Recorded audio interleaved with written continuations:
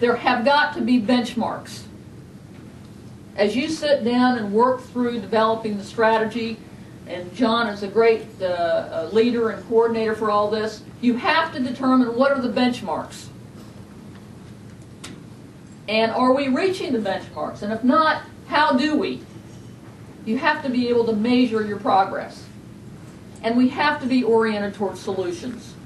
Again, we're talking to American people, Virginians, who have real problems and real challenges. And they're not policy wonks. So what they're looking for is solutions. And part of the challenge that we face is oftentimes we speak about our issues in policy terms, when our fellow Virginians just want solutions for their tax problem or their school problem or the fact their kids aren't getting an education.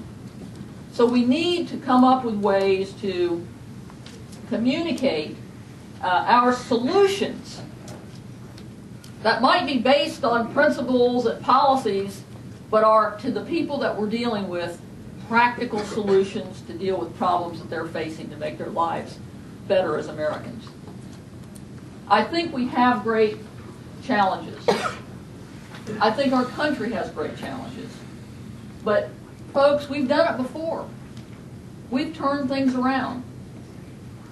We're on the side of the founders of this country, who came from far away, facing the unknown, and built a nation based on the Declaration of Independence with a governing structure called the Constitution. So we have, history on our side. We have the right principles on our side. We have many smart people who are able to devise strategies and carrying them out, I believe, more effectively than the left. But we have a lot of hard work to do. And I think that this group, part of the reason I wanted to come down here today is this is the remnant in Virginia. These are the people who really still do believe about human liberty, believe that our fellow citizens can move back in the direction of sound governing principles and sound policy. But it's going to take the leadership of the remnant to devise the plans and the strategies and the communications that will be effective in restoring Virginia as we enjoyed her just a few short years ago. I want to start by saying the last two presentations here were somewhat linked, but maybe somewhat contradictory. Or maybe there's an issue here that I don't see how it could be resolved. Bob talked about the need to work together. Becky talked about the need to stand for principles. Several years ago, I attended a conference where one of my personal heroes, a man that I find very intellectually intimidating, he's a law professor at the University of Chicago named Richard Epstein. He made a prediction, and the prediction was it was going to get increasingly difficult to finance public institutions with taxes. And he said that's not a big whoop in situations where there's a basic agreement on who you are and where you're going. It's not very difficult in a country in which people agree on basic assumptions. We don't anymore. We don't. We can't even agree on whether it's barbarism or not to let a baby die that has been born in a botched abortion attempt. Yes, that's barbarianism. We can't agree not only on the role of government in a free society, we can't agree whether we want a free society. We can't agree on whether this was a capitalist nation or whether now it's up to the producers in society to just continually prop up the people who aren't producers. So I do see a problem here with our ability to go forward together until we can at least agree on what the underlying philosophical principles are. For years, we've heard the idea that the Republican Party needs to be a big tent. Winston Churchill had a quote that went something like this: no matter how beautiful the strategy, one must occasionally look at the results. Well, let's look at the results. Ronald Reagan won 49 states. Since Ronald Reagan, we've had George Bush 1, Bob Dole, George Bush 2, and John McCain. And they turned out to be disasters, whether they won office or not. I don't understand what about this the Republican Party does not understand. John McCain was the quintessential moderate. But according to the poll results that have come out since the election, John McCain did not carry the vote of people who self-identified as moderates or the people who self-identified as independents. So perhaps he was not a good standard bearer.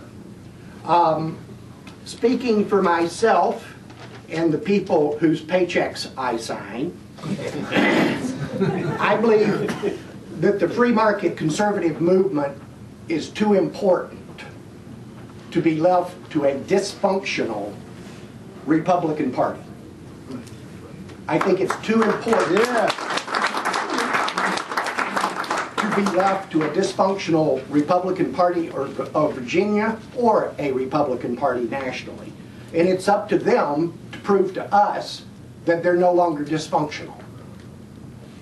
I think we have to decouple the free market conservative movement from the Republican Party. Yeah. We need to be about building the movement. And if it ever dawns on them that they need us, great. And if it doesn't, we have free time on election day. Today, the movement gets blamed for people like George Bush. George Bush wasn't free market. He wasn't a conservative. There's certain value to Republicans losing. You know, if John McCain had been elected and had turned into a disaster, what would the New York Times have reported? Well, this is a failure of the free market conservative movement. Well, it wouldn't have been. But the thing we must remember now that Obama is president is that when he fails, it's not a failure due to Barack Obama. It's a failure due to the ideas of Barack Obama. So changing faces isn't going to change anything. We have to change the ideas. There's people here in Virginia that if they cared about the Republican Party or they cared about the conservative movement, they would go home and resign. And they would be doing us all a big favor. I don't know where the leaderships are going to come from necessarily. I don't think it's going to come from the Beltway. I really don't. I don't attend conferences anymore where the conference host tells me they're a free market conservative group, and I get there and Tom DeLay is sitting on the dais. No, I have better things to do with my time. Where will the political leadership come from? I wish it came from people like the folks in this room today, because our political leadership is lacking. You look at the election results here in Virginia. About 60+% of the elections, the last time all 140 members of the General Assembly were up for election, about 60+% of them ran unopposed. If you look at the people that were running against opponents who had $10,000 or less to spend on their whole campaign, that number goes up to about 70%. It's not like we're attracting the best and the brightest to run for public office. It's like, please, somebody take the job. And we've got to do better than that, because we see what the result of that is.